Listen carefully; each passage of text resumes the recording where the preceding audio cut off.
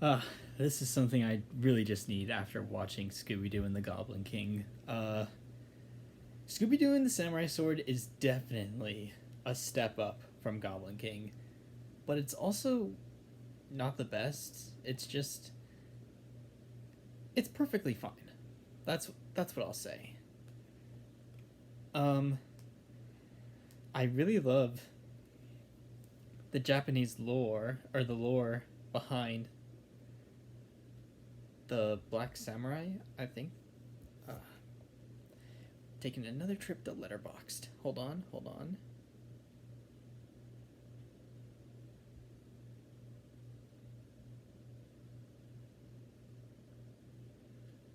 Scooby Doo. Alright, Scooby Doo and the Samurai Sword. Yes, the Black Samurai. The whole lore surrounding it is is very great. And I love the in-depthness of it. The casting is also just great as always. This was the final time Casey Kasem voiced Shaggy, as he would retire the voice, but he would still go on to play Shaggy's father in the TV show Scooby Doo Mystery Incorporated. Frank Welker, Gray DeLise, and Mindy Cohn are great, as usual. But when it came to the casting, there was one that just surprised me, like until the end credits. Brian Cox. Yes, that Brian Cox of Succession is in played the Green Dragon in Scooby Doo and the Samurai Sword. That's just wild. Just knowing about that. And yeah, sometime I really gotta watch Succession. Been missing out on a lot of great TV. Because nowadays, like, their episodes are basically the same length as, like, films at this point. Anyways, back to Samurai Sword. There are some really good fight scenes throughout. It's like, especially the final duel between Shaggy, Scooby, and the Black Samurai.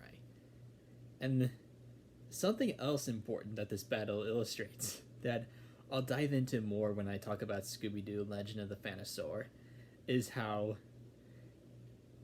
we all know that Shaggy is a powerful, omnipotent god, but I love how in this he, instead of just taking him out easily with like the snap of his fingers or just one quick slash, he lets Scooby finish it.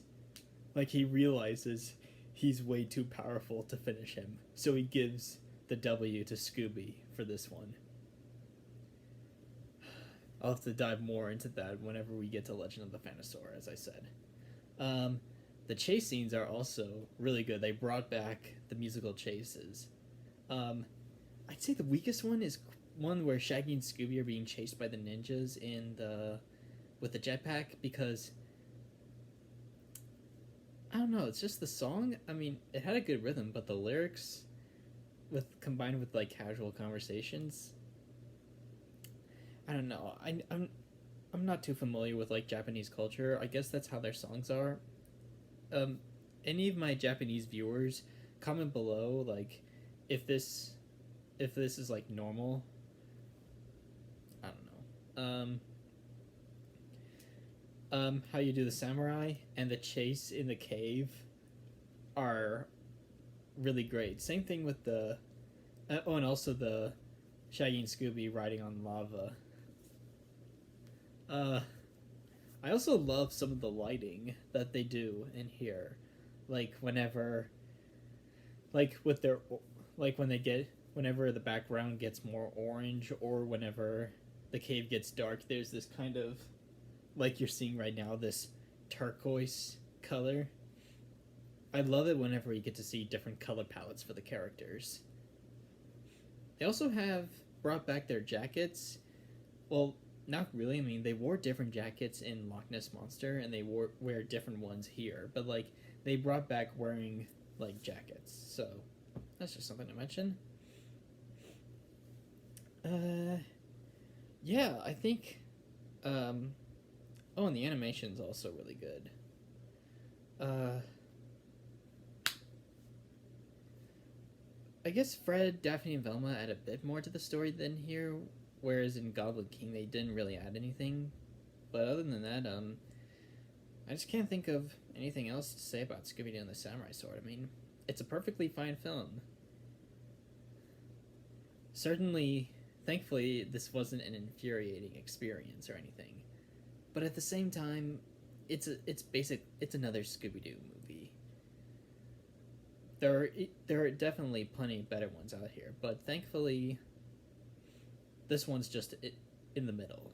So, at least that's something.